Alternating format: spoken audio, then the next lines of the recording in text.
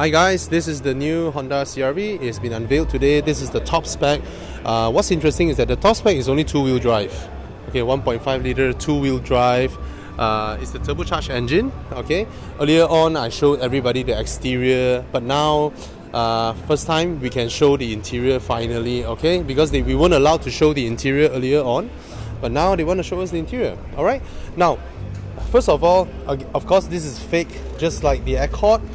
But at least it looks good, unlike the Accord, okay?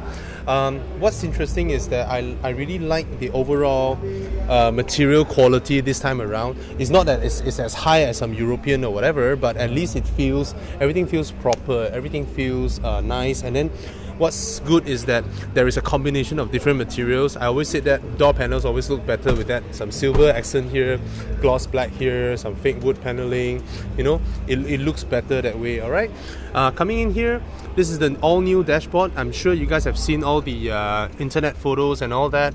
So, but most of it is left-hand drive, right? This round is right-hand drive. So they have this iPad thingy thing that looks quite good, I would say. It's like floating on top of the dashboard, but it actually isn't. So you expect a lot of dust to accumulate here. So tell your car wash guy, alright? But it looks good. And this is very important. A lot of them, when they go to touchscreen, they remove the volume knob, which is very inconvenient for users.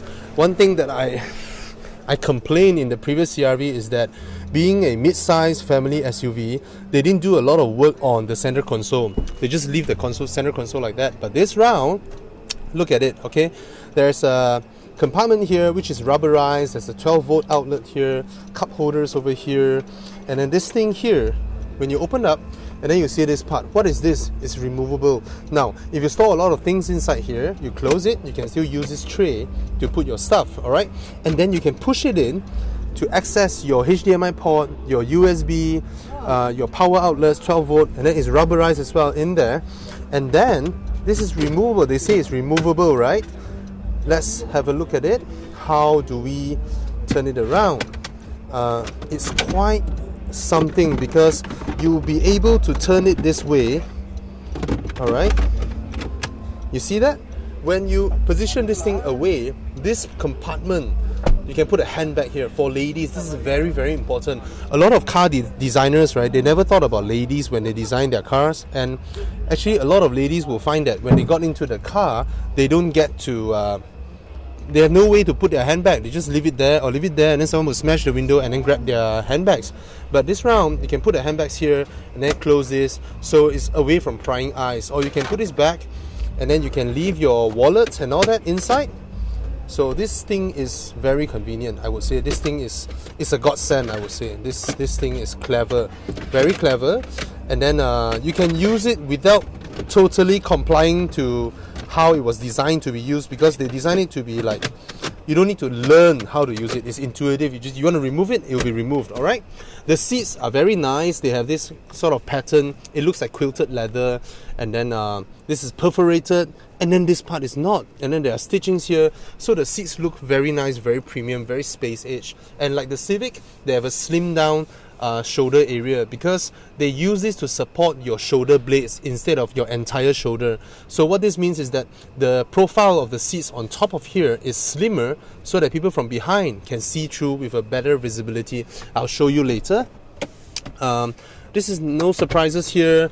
This looks like leather stitch, but actually it's not, but it feels really good. Again, there's a lot of layering happening here. There's gloss black here, there's soft touch plastic material here. The whole dashboard feels very sturdy, and I like the overall design ambience of the car. Okay, you have some touch sensitive volume control knob, same as the Honda Civic. You have pedal shifters over here. You have a digital touchscreen, not touchscreen, but digital speedometer inside here. And then the push start is here. All the power boot is here. So everything is within reach. And this part here, you get like a padded surface for your knees, which feels really, really good. Alright, if I sit on the driver position, let me shift myself to a I'll turn you around. Sorry, I have to be quick here. Everybody's waiting for the car, and I don't want to behave like some medias where they just hop the car and don't care about everybody else. So this is my driving position here. then I'll show you the rear seats because it's very, very spacious. Alright, I'm here now. Let's move to the rear.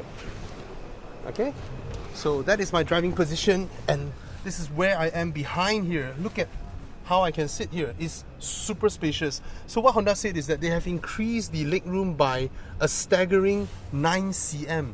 9 cms. Most cars, right, they improve by 1 cm, 2 cm, but this car improved by 9 cm. And then I get a lot of headroom. And will I be able to drop the seat backs? I can drop the seat backs slightly, not as much as the Harrier that day, but it's comfortable after I drop it. So you get like a leaning position, and then I get to slot my feet underneath the front seats, even though I'm a huge gorilla. I'm an Asian gorilla, okay? Not as big as you Americans and all that. So it's very comfortable at the back here. And then there are another two. This is very good. Remember, there are two USB ports up front. Alright, here, down here, you have the aircon vents, and then you have another two USB ports. This is very important and very crucial for families. Alright, so will I be able to slide the seats? Let me see. Will I be able to slide the seats? Is there like a mechanism? Nope, nothing. Is there a handle or something? No.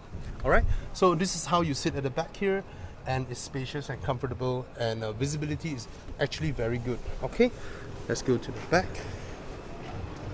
Now this is the boot. Now this is where all your gripes will be, right? Because a lot of people are asking for the 7-seater version. Everybody knows that the big news about this CR-V is that there is a 7-seater version, and the reason why the Nissan X-Trail was the #1 selling mid-size SUV last year is because it has a 7-seater option, which is a godsend for Malaysians. Somehow Honda Malaysia decided that they're going to utilize the space, so you get slightly more cargo space, but then there's no 7-seater option available for Malaysia. But then the boot is huge. So if it is a 7-seater version, the boot will be smaller. But I guess a lot of Malaysians don't mind having a slightly smaller boot just to have the 7-seater option, because for a family car to be a true family car in Malaysia, that 2 seats will be a godsend, right? You put your kids behind, you put your either your other family members, and the whole family can go out for a dinner or something like that. Somehow this is not what Honda intended, so they decided to have, instead of a very compromised rear seat, they just rather have a more complete package as the first in ASEAN to introduce Honda Sensing. So the Honda CR-V is the first car from Honda in ASEAN with the Honda Sensing technology, with lane departure system, autonomous, semi-autonomous driving, I would say. So that's the compromise. Alright, now for the top spec, the 1.5 litre.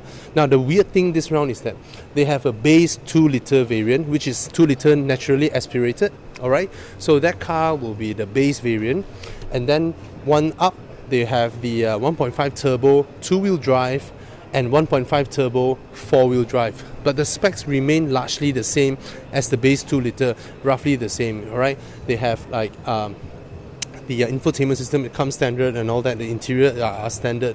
But if you go towards the top spec, the 1.5 turbo premium, you get the Honda Lane Watch. You see that? That's the Honda Lane Watch. And then you get the power boot, which this one comes with. There's a power boot, and then you get Honda Sensing. So these three things makes the car the top spec 1.5 turbo top spec. Okay, but however, the top spec is not a 4-wheel drive. So that's what got a lot of people confused, because most of the time they would have thought that if I just go into a Honda showroom, I just tell the salesman I want the top spec. Alright, if you get the top spec, you would expect you get 4-wheel drive, you get Honda Sensing, you get the power boot, you get lane watch, you get everything, right? But not this time around. If you want the 4-wheel drive, you cannot have the power boot, you cannot have lane watch, you cannot have Honda Sensing. This is a bit weird to me, because Honda has done their study. They studied the market. They say that this is what is feasible, and then I believe the biggest decision, the deciding factor why they do this is because of costing.